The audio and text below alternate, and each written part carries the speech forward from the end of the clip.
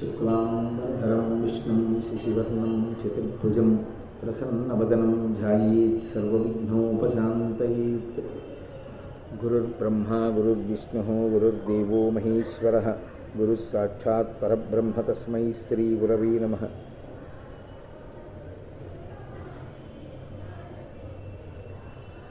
व्यासाय विष्णुरूपाय व्यासरूपाय विष्णवे नमो वै ब्रह्मनिधये वासिष्ठाय नमो नमः।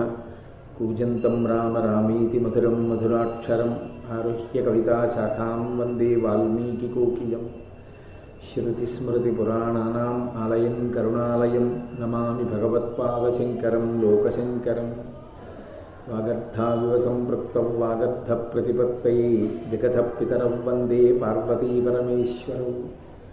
सूक्तिं समग्रयितुः स्वयमेव लक्ष्मीः श्रीरङ्गराजमहिषी मधुरैः कटाक्षैः वैदग्ध्यवर्णगुणगुम्भनगौरवैर्यां कण्डूलकर्णकुहराः कवयोधयन्ति। हैमोध्वपुण्ड्रमजहन्मकुटं सुनासं मन्दस्मितं मकरकुण्डलचारुगण्डं बिम्बाधरं बहुलदीर्घकृपाकटाक्षं श्रीवेङ्कटेशमुखमात्मनि सन्निधत्ताम्। विमलपटी कमलकुटी पुस्तकरुद्राक्षसस्तहस्तपुटी कामाक्षी पक्ष्मलाक्षी कलितविपञ्ची विभासि वैरिञ्ची। मनोजवं मरुततुल्यवेगं जितेन्द्रियं बुद्धिमतां वरिष्ठं वातात्मजं वनरयूथमुख्यं श्रीरामदूतं शिरसा नमामि। आपदामपहर्तारं दातारं सर्वसम्पदां लोकाभिरामं श्रीरामं भूयो भूयो नमाम्यहम्। नारायणं नमस्कृत्य नरं चैव नरोत्तमं देवीं सरस्वतीं व्यासं ततो जयमुदीरयेत्। हरिः ओम। परमेश्वरस्वरूपैన సభకు నమస్కారం। జరాసంధుని యొక్క వధ పూర్తి చేసి రాజసూయ మహాయాగ నిర్వహణ కొరకు కావలసినటువంటి నేపథ్యాన్ని ఏర్పాటు చేసుకుని ఇప్పుడు ఇక అన్ని దిక్కులకు ధర్మరాజు గారి యొక్క సోదరుడు బయలుదేరి వెళ్ళినా ఏ విధమైన ఇబ్బంది ఉండదు, రాజసూయ మహాయాగము సక్రమంగా నిర్వహింపబడుతుంది అని నమ్మినటువంటి వాడై కృష్ణ పరమాత్మ ఒకనొకనాడు ఇంద్రుడు తారకాసురుడితో యుద్ధం చేసినప్పుడు ఎక్కినటువంటి దివ్యమైనటువంటి రథాన్ని అధిరోహించి భీమార్జున సహితుడి ఇంద్రప్రస్థాన్ని చేరుకుని అక్కడ ఉండేటటువంటి పౌరుల చేత స్వాగతింపబడి ధర్మరాజు గారి యొక్క పరమ సంతోషానికి కారణమయ్యాడు.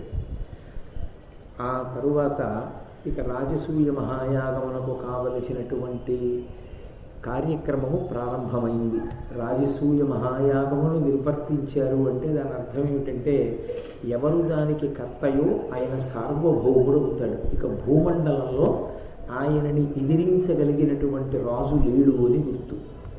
అటువంటి సార్వభౌమ పదాన్ని పొందాలి అంటే అన్ని దిక్కులకు బయలుదేరుతారు ఆయన ప్రతినిధులు. బయలుదేరి యుద్ధానికి వెళతారు. యుద్ధానికి వెళ్ళడము అంటే కావాలని యుద్ధం చెయ్యాలి అని కాదు. అక్కడ ఉండేటటువంటి రాజులు ఆయన చేసినటువంటి ప్రకటన వింటారు. మా అన్నగారైనటువంటి ధర్మరాజు ఇంద్రప్రస్థాన్ని రాజధానిగా చేసుకుని పరిపాలన చేస్తున్నాడు. ఆయన రాజసూయ మహాయాగాన్ని నిర్వహణ చెయ్యాలి అని సంకల్పం చేసి ఉన్నాడు. ఆ మహాయాగ నిర్వహణకు మీ అందరూ కూడా అంగీకరించి ఆహ్వానితులై రావలసింది. మీరు దానికి కప్పాలు కానుకలు సమర్పించండి అని చెప్తారు. ఆ ఆహ్వానాన్ని అంగీకరించినటువంటి వారు కప్పం కట్టి రత్నాది అపూర్వమైనటువంటి కానుకలను సమర్పణ చేస్తారు. కాదని ఎవరైనా తెంపరితనంతో యుద్ధానికి సిద్ధపడితే వాళ్ళని అణచగలిగినటువంటి ప్రజ్ఞ ఉండాలి. అలా ఎక్కడైనా వెళ్ళినటువంటి ప్రతినిధి ఓడిపోతే ఇక రాజసూయ మహాయాగం చెయ్యడం జరగదు. ఎందుచేత అంటే అది సార్వభౌమ పదవి. భూమండలాన్నంతటినీ గెలిస్తేనే ఆ రాజసూయం తప్ప గెలవకపోతే రాజసూయ మహాయాగం చెయ్యడం అనేటటువంటి ప్రసక్తి రాదు. ఇప్పుడు ధర్మరాజు గారు భూమండలం యొక్క 4 దిక్కులకి 4 తమ్ముళ్ళని పంపించాడు. ఆ పంపించినప్పుడు మొట్టమొదట ఉత్తర దిక్కుకి అర్జునుడిని పంపించాడు. అర్జునుడిని ఉత్తర దిక్కుకు పంపించడం వెనకాతల ధర్మరాజు గారి యొక్క సమయోచిత ప్రజ్ఞ తెలుస్తుంది. ఏ దిక్కుకి ఎవరిని పంపించినా గెలిచి రాగలిగినటువంటి మహావీరులే నలుగురు తమ్ముళ్ళు అయినా కూడా ఉత్తర దిక్కుకి అర్జునుడిని పంపుతాడు. ఎందుచేత అంటే ఉత్తర దిక్కు కుబేర స్థానం, అటువైపంతా కూడా చాలా ఐశ్వర్యవంతులైనటువంటి రాజులు ఉన్నారు. అక్కడ నుంచి చాలా భారీ ఎత్తున ధనకనక వస్తువాహనాది సంభారములు తరలింపబడాలి. యాగానికి కావలసినటువంటి సంభారములు పెద్ద ఎత్తున ఉత్తర దిక్కు నుండే రావాలి. అందుకే ఉత్తర దిక్కుకి అర్జునుడిని పంపాడు. తూర్పు దిక్కుకి వాయుపుత్రుడైనటువంటి భీమసేనుణ్ణి పంపించాడు. దక్షిణ దిక్కుకి సహదేవుణ్ణి పంపాడు. పశ్చిమ దిక్కుకి నకులుణ్ణి పంపాడు. ఉత్తర దిక్కుగా బయలుదేరినటువంటి అర్జునుడు ఆ రాజసూయ మహాయాగ సంకల్ప ప్రకటనం చేస్తూ బయలుదేరాడు. అగ్నిదత్తంబైన యద్దివ్యరథమిక్కి గాంధీవధరుడతి ఘర్మ సమయ ఘర్మాంశుడును బోలే కౌబేర దిగ్విజయార్థము ఉగ్ర ప్రతాప అగ్ని వెలుగచని పుళిందావనీశ్వరునూర్చి ప్రతివింధ్యుడను వాని నోడించి అశ్రమమున మరి అఖిల ద్వీప మండలేశుల నెల్ల వశ విధేయులుగా చేసి వారు తన్ను భక్తి కొలిచిరాగా ప్రాజ్యోతిషంబుపై విడిసే తత్పురమున విభుడనంత బలముతోడ పన్ని భగదత్తుడీతించి విజయుతాకి సమర విజయకాంక్ష. ఆయన ఉత్తర దిక్కుగా బయలుదేరినటువంటి వాడై అగ్నిదేవుని చేత ఖాండవవన దహన సమయమునందు తనకి బహూకరింపబడినటువంటి ప్రత్యేకమైనటువంటి రథాన్ని అధిరోహించి ఆ గాంధీవాన్ని చేత పట్టుకుని యుద్ధానికి బయలుదేరాడు. మంచి వేసవి కాలంలో, అందున ఏ రోహిణీ కార్తెయో నడుస్తున్నప్పుడు మధ్యందినటువంటి మార్తాండు ఎంత ప్రతాపంతో ఉంటాడో, ఎంత సహింపనశక్యంగా ఉంటాడో అటువంటి తేజస్సుతో ఆ అర్జునుడు బయలుదేరి వెడుతుంటే ఆయనని ఎదిరించినటువంటి వీరుడే లేడు. ఆయన అలా బయలుదేరి ఆ పులిందావనీశ్వరుణ్ణి ఓడించి ప్రతివింజుడనేటటువంటి వాడిని ఓడించి అటువైపుగా ఉన్నటువంటి అఖిల ద్వీపములకు చెందినటువంటి మండలీశ్వరులను తనకి వశవర్తులుగా చేసుకొని అక్కడి నుంచి ప్రాగ్జ్యోతిషపురం మీదకి యుద్ధానికి వెళ్ళాడు. ఆ ప్రాగ్జ్యోతిషపురాన్ని పరిపాలన చేసేటటువంటి భగదత్తుడు మాత్రం అర్జునుడిని ఎదిరించాడు. 8 రోజుల పాటు ఇద్దరి మధ్య భీకర సంగ్రామం జరిగింది. అర్జునుడితో యుద్ధంలో నిలబడి 8 రోజులు యుద్ధం చేయడం అంటే సామాన్యమైనటువంటి విషయం కాదు.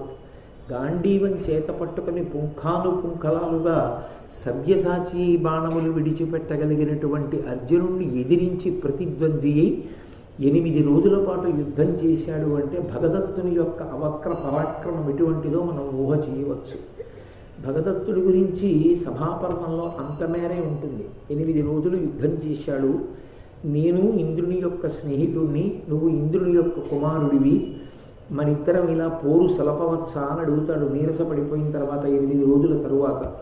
అప్పుడు అర్జునుడు ప్రకటన చేస్తాడు, నేను మా అన్నగారైనటువంటి ధర్మరాజు గారు సంకల్పించినటువంటి రాజసూయ మహాయాగ నిర్వహణార్థమై ఉత్తర దిక్కున ఉన్నటువంటి రాజ్యములు గెలువవలసినటువంటి అవసరం మీద వచ్చిన వాడను. కాబట్టి నువ్వు ధర్మరాజు గారు చేసేటటువంటి రాజసూయమునకు అంగీకరించి కప్పాన్ని కడితే నేను ఇక్కడి నుంచి బయలుదేరి పురోగమించి వెళ్ళిపోతాను అంటాడు.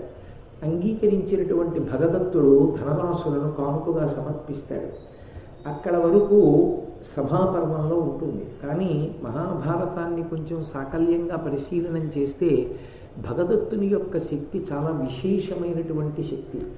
భగదత్తుడు ఎంత గొప్పవాడో భగదత్తుని యొక్క ఏనుగొక్కటి అంత గొప్పది. అది సుప్రతీతము అని ఆ ఏనుగుకు ఒక ప్రత్యేకమైనటువంటి పేరు. ఆ పేరు కలిగినటువంటి ఏనుగు మీద ఎక్కి ఆయన యుద్ధం చేస్తుండగా ఆయన్ని ఎదుర్కొనడం అంత తేలికైనటువంటి విషయం కాదు ఎవరికి.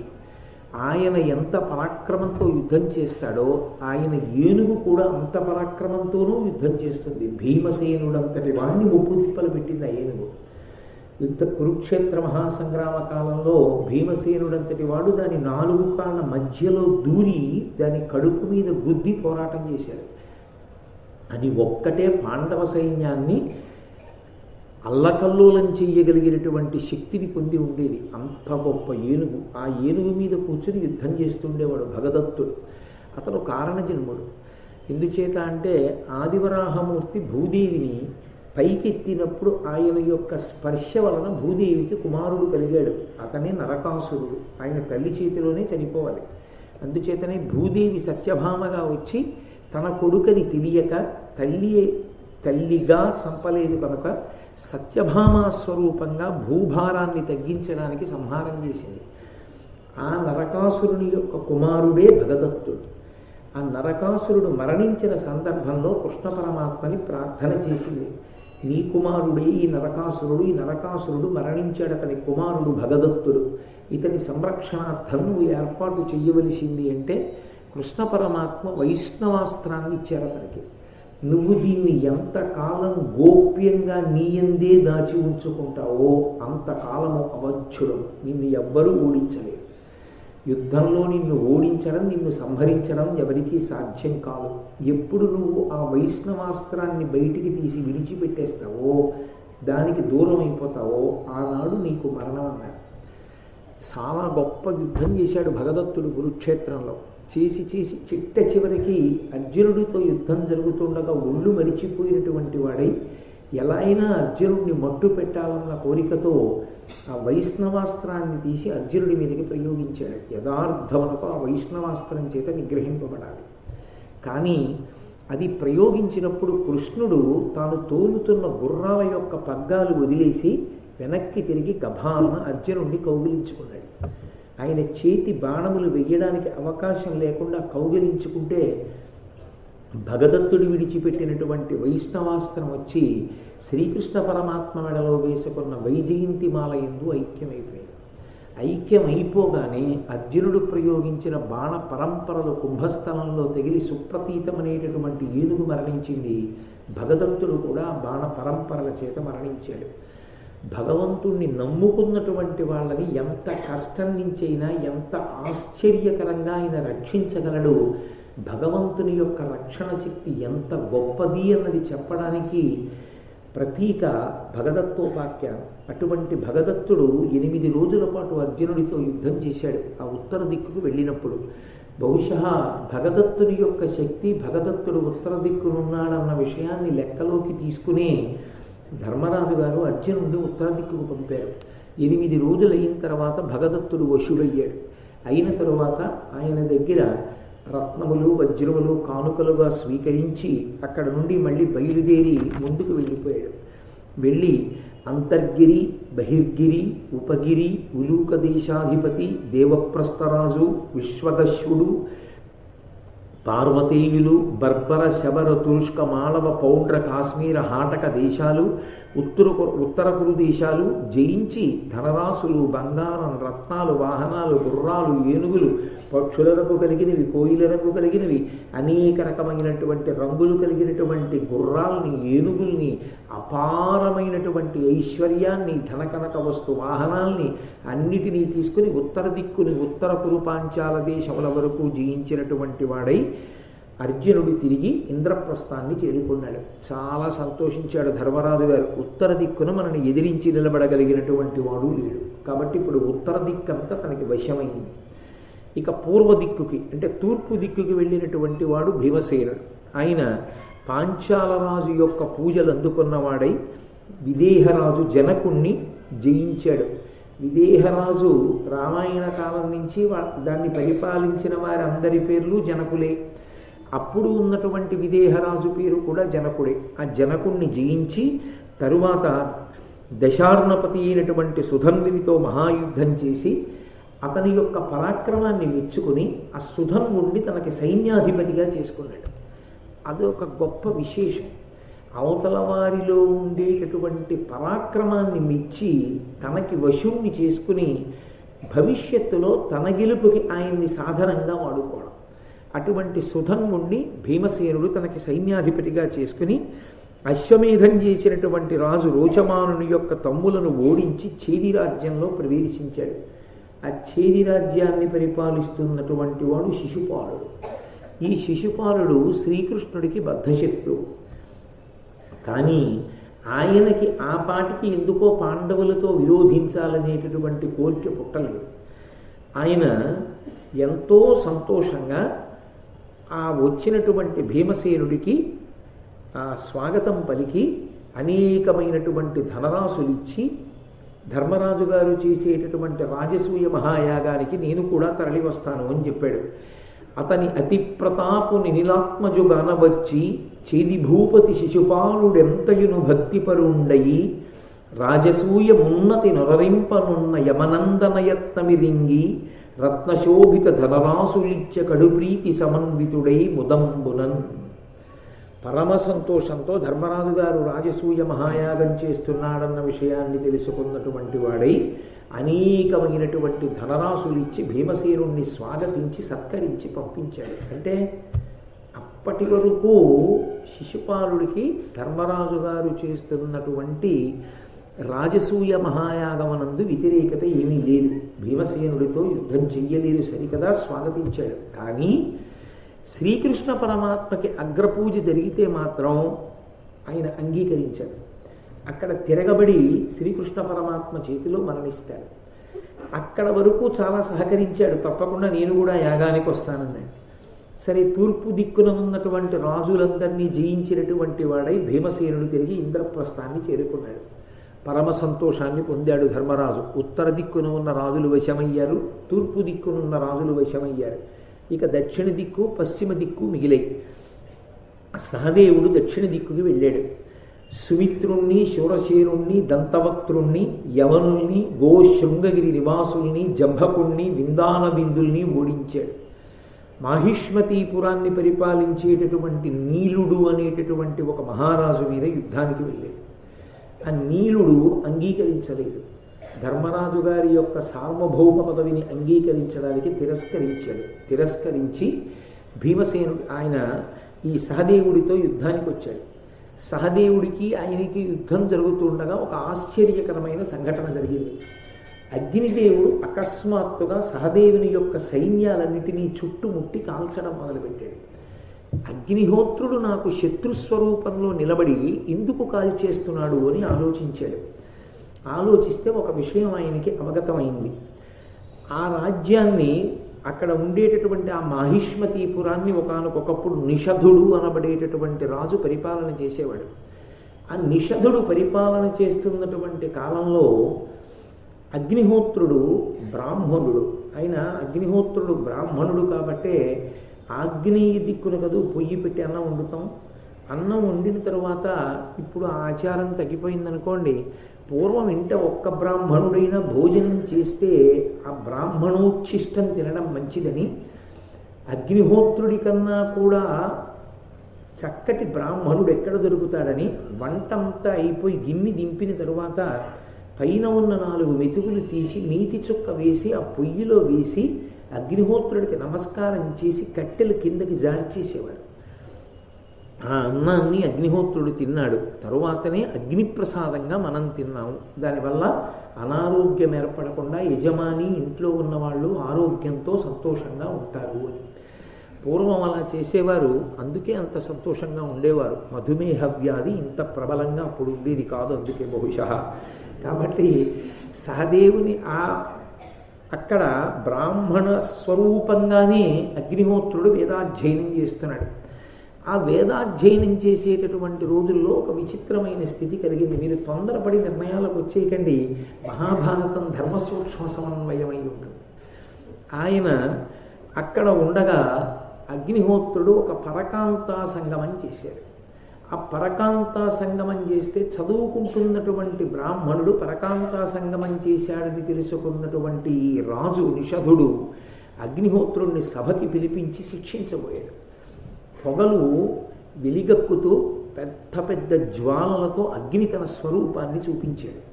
చూపిస్తే ఆయన భయపడ్డాడు నిషధుడు. అమ్మో, వచ్చినవాడు అగ్నిహోత్రుడు, ఈయన్ని నేను శిక్షించడం ఏమిటి, దిక్పాలకుడు, ఆయన్ని నేను శిక్షించకూడదని వెంటనే ఆయనకి నమస్కారం చేసి క్షమార్పణ అభ్యర్థించాడు. అగ్నిహోత్రుడు ప్రసన్నుడై, బ్రాహ్మణుడి కోపం ఎంతసేపు ఉంటుంది, తాటాకుమంట. ఆయన వెంటనే ప్రసన్నుడై అన్నాడు, ఏదైనా వరం కోరుకోమన్నాడు. ఈ పురంబు జయింపంగ ఎవ్వరేని బొత్తు రుద్ధతులయి శత్రువరులు వారు దర్పమీది నీ చేత దగ్ధులై విహీనులు ఉన్నట్లుగా వరమిమ్ము నాకు. ఎవరైనా సరే నేను పరిపాలన చేసేటటువంటి ఈ మాహిష్మతీపురం మీదకి దండయాత్రకు వస్తే నువ్వు మా పలుపున యుద్ధం చేస్తూ ఉండాలి. నువ్వు యుద్ధంలో అగ్నిహోత్రుడు కనపడి శత్రు సైన్యాన్ని కాలుస్తూ ఉండాలి. మాకు అటువంటి వరం ఇమ్మని అడిగాడు. నిషధునికి వరం ఇచ్చాడు అగ్నిహోత్రుడు, నీ రాజ్యాన్ని నేను కాపు కాస్తాను, కానీ నేను నిన్ను ఒక ఆజ్ఞ చేస్తున్నాను. ఏమి ఆ ఆజ్ఞ అంటే, మీరు ధర్మ సూక్ష్మాన్ని జాగ్రత్తగా అర్థం చేసుకోవాలి. ఆచారము అనేటటువంటిది ధర్మము అన్న మాటకు అర్థం ఏంటంటే, ధ్రియతేవా జనైరితి ధర్మం, జనుల చేత పట్టుకోబడినది.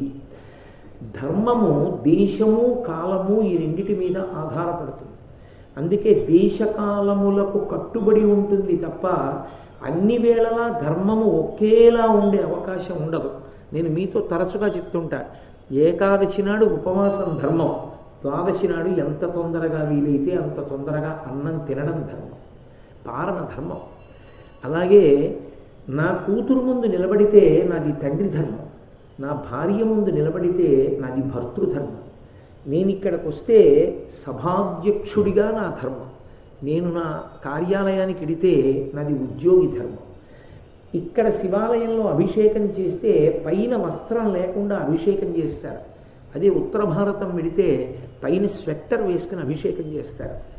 అక్కడ ఉన్న దేశంలో పైన చొక్కా బనీను తీసి ఉత్తరీయం తీసి నడువు కట్టుకుని అభిషేకం చేయడం కాలమునందు 365 రోజులు సంభవం అయ్యే విషయం కాదు.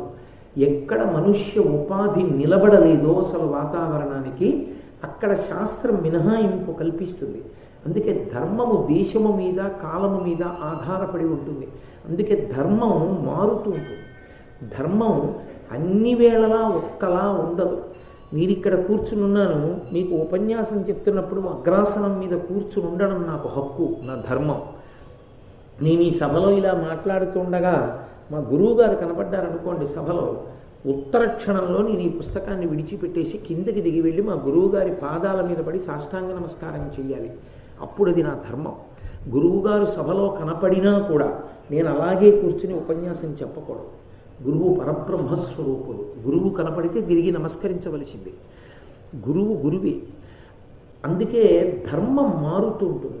భగవంతుని యొక్క సృష్టి యందు ఒక్క మాహిష్మతీపురంలో ఉండేటటువంటి స్త్రీల యందు ఒక విచిత్రమైనటువంటి లక్షణము ఏర్పడింది. ఈశ్వరుని యొక్క సృష్టిలోని ఒక చోట చలి ఎక్కువ, ఒక చోట వేడి ఎక్కువ ఉన్నట్టే అక్కడ ఉండేటటువంటి స్త్రీలు మనోజరాగిణులు అన్నారు. మనోజుడు అంటే మనసు నుండి పుట్టినటువంటి వాడు, విష్ణువు యొక్క మనసు నుండి పుట్టినవాడు కాబట్టి ఆయనకి మన్మధుడు. వాళ్ళు మన్మధరాగిణులు అంటే చాలా తరచుగా మన్మథ బాణములు పడుతుంటాయి. అందుకని వాళ్ళకి స్వేచ్ఛా విహరిణులుగా ఉండడానికి అవకాశం ఇచ్చారు. వాళ్ళు ఒక్క పతికి కట్టుబడి ఉండవలసినటువంటి అవసరం వాళ్ళకి ఇవ్వలేదు. ఎందుకంటే అది హింస కిందకు వస్తుంది కాబట్టి వాళ్ళకి మినహాయింపు ఇచ్చారు. కాశీలో మంచి శీతాకాలంలో నువ్వు ఇలా అభిషేకం చెయ్యని చెప్పి చొక్కా బనీను తీసేసి ఉత్తరీయం నడువు కట్టుకుని అభిషేకం చేయమంటే కొయ్యబారి స్పృహ తప్పి పడిపోయిన వ్యక్తిని హింస చేసినట్టు ఎలా అవుతుందో, సృష్టి యందు ఆ పట్టణంలో స్త్రీల మనసు యందు ఆ ధర్మం ఉన్నప్పుడు వాళ్ళని నియంత్రించడం ప్రతిబంధకం అవుతుంది కాబట్టి అధర్మం అవుతుంది. అందుకని నేను సంగమించాను తప్ప నేను ధర్మ వ్యతిరేకం చెయ్యలేదు. నీవు కూడా వాళ్ళని అలా శిక్షించడానికి వీల్లేదు. ఇక నుంచి ఈ ఒక్క దేశంలో ఈ ఒక్క పట్టణంలో మాత్రం వాళ్ళ యొక్క స్వేచ్ఛా విహారము వారి పాతివ్రత్యమును బాధించదు, వారికి దోషం అంటదు. కాబట్టి నువ్వు ఈ ధర్మ సూక్ష్మాన్ని అర్థం చేసుకుని ప్రవర్తించాలని నిషధునకు ఆజ్ఞ చేశాడు అగ్నిహోత్రుడు. ఆ కారణం చేత ఆ పట్టణం ఒక్కటే మినహాయింపుతో ఉండిపోయింది. అప్పటి నుంచి అగ్నిహోత్రుడు ఆ పట్టణాన్ని పరిపాలించేటటువంటి రాజు పనుపున యుద్ధం చేస్తాడు ఎవరైనా శత్రువులు వస్తే. అగ్నిహోత్రుడు మన పక్షాన ఉండగా మనకేమి లోటు, సహదేవుణ్ణి ఎదిరిస్తే మాత్రం మన ఎలా జయిస్తాడు అని ఆ పరిపాలన చేసేటటువంటి నీలుడనేటటువంటి రాజు సహదేవునికి వ్యతిరేకంగా యుద్ధం చేశాడు. వెంటనే సహదేవుడు ఈ విషయాన్ని తెలుసుకున్నాడు. అగ్ని చుట్టుముట్టింది. అగ్నిహోత్రుడితో యుద్ధం చేయడం సంభవం కాదు, ఆయన మహానుభావుడు కాబట్టి ఆయన్ని స్తోత్రం చెయ్యాలని వెంటనే స్నానం చేసి దర్భలు పరిపించి ఆ దర్భల మీద పడుకున్నాడు. దర్భకి పవిత్రం చేయగలిగినటువంటి శక్తి విశేషంగా వచ్చింది. దర్భకి ఎందుకు ఆ శక్తి వచ్చింది అంటే, చాలామంది ఏదో అమృతోత్పాదన సమయంలో ఆ అమృతాపహరణ సమయమునందు కొద్దిగా దాని మీద పడింది ఆ అమృతం, అందుకని వాటికి పవిత్రీకరించగలిగిన శక్తి వచ్చింది అంటారు. కాదు, వేదంలో ఏమనుందంటే నీటికి పవిత్రం చెయ్యగలిగిన శక్తి తనంత తానుగా పరమేశ్వరుడు పెట్టాడు.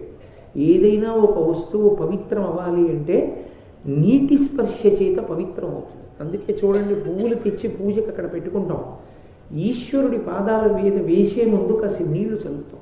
ఎందుకని అంటే ఆ పువ్వులు కోసినప్పుడు ఎలా కోశారో ఆ పువ్వులు తీసుకొచ్చే లోపల ఎంగిలి గాలి తగిలి ఉండి ఉండవచ్చు, తెలియక ఎవరైనా కింద పడిన పువ్వు మళ్ళీ పూజాపాత్రలో పెట్టి ఉండి ఉండవచ్చు అని ఆ పూల మీద కాసిన నీళ్లు చిలుపుతారు. దానికి మంత్రం ఉండదు. మంత్రం లేకుండా చల్లినా ఆ నీటి స్పర్శ చేత పువ్వులు మళ్ళీ పవిత్రమవుతాయి, ఈశ్వరారాధనకు యోగ్యతని పొందుతాయి. అలాగే ఈ వస్తువుకి అశౌచం ఏర్పడింది అని అనుమానం వచ్చింది అనుకోండి, కాసిన నీళ్లు చల్లి వస్తువు తీసుకుంటారు. అలాగే మనకి మైల పోవాలి అంటే మైల ఎందుకు ఏర్పడుతుంది అంటే, శరీరమునకు నవరంధ్రములు ఉంటాయి, 2 కళ్ళు, 2 చెవులు, 2 ముక్కులు, 6, నోరు 7, మలద్వారం 8, మూత్రద్వారము 9. ఈ 9 కాక కొన్ని లక్షల స్వేదరంధ్రములు ఉంటాయి. వీటిలోంచి ఎప్పుడు మలం బయటికి విసర్జింపబడుతూనే ఉంటుంది. ఆ మలం విసర్జింపబడేది నిద్రపోయినప్పుడు ఎక్కువగా విసర్జిస్తుంది శరీరం. ఆ నిద్రపోయి లేచినప్పుడు ఆ మలం ఏర్పడుతుంది. కాబట్టి దేవాలయ ప్రవేశం కానీ పూజా మందిర ప్రవేశం కానీ చెయ్యకూడదు. అందుకని స్నానం చేసి వెళ్ళాలి. స్నానం అంటే నీళ్లు పోసుకోవడం, నీటితోటి సంపర్కం ఏర్పడితే శుద్ధి కలుగుతుంది. నీటికి పరమేశ్వరుడు తనంత తానుగా ఆ శక్తినిచ్చాడు. నీట మునిగితే స్నానం చేస్తే మైలపోయింది.